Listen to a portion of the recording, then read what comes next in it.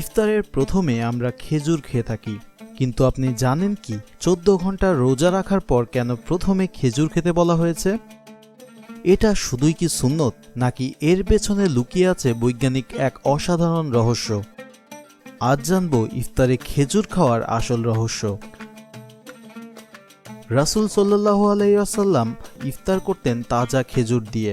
হাদিসে বর্ণিত আছে, যদি তাজা খেজুর না পাওয়া যায় তাহলে শুকনো খেজুর দিয়ে ইফতার করতে, আর সেটাও না পেলে পানি দিয়ে ইফতার করতে বলা হয়েছে।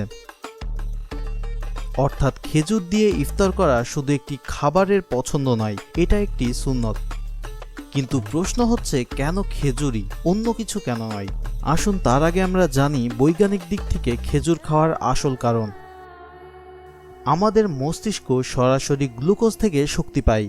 14 থেকে 15 ঘন্টা না খেলে শরীরে গ্লুকোজের মাত্রা একদমই কমে যায়। খেজুরে রয়েছে প্রাকৃতিক গ্লুকোজ, যা খুব দ্রুত রক্তে মিশে আমাদের শরীরকে শক্তি দেয়।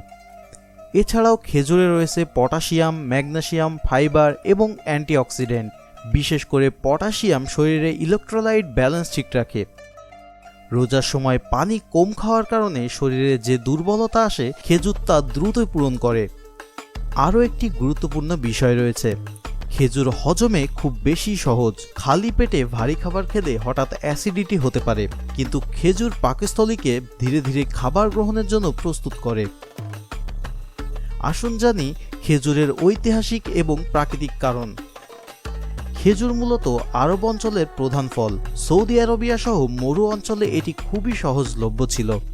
মরুভূমির গরম আবহাওয়াতে দ্রুত শক্তি পাওয়ার জন্য খেজুর ছিল একটি আদর্শ খাবার। অর্থাৎ ধর্মীয় নির্দেশনা ও পরিবেশগত বাস্তবতা, এই দুটো মিলেই সর্বপ্রথম খেজুর খাওয়ার রীতি শুরু হয়। এখন জেনে নিই খেজুর নিয়ে কিছু অজানা তথ্য। আপনি জানেন কি, মাত্র 2 থেকে 3টি খেজুর প্রায় 60 থেকে 80 ক্যালোরি শক্তি দিতে পারে।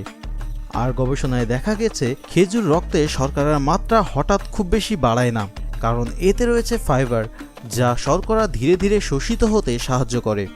তাহলে বুঝলেন তো, ইফতারে খেজুর খাওয়া শুধু একটি ধর্মীয় প্রথা নয়, এটি স্বাস্থ্যগত দিক থেকেও অত্যন্ত উপকারী এবং বৈজ্ঞানিকভাবেও সঠিক।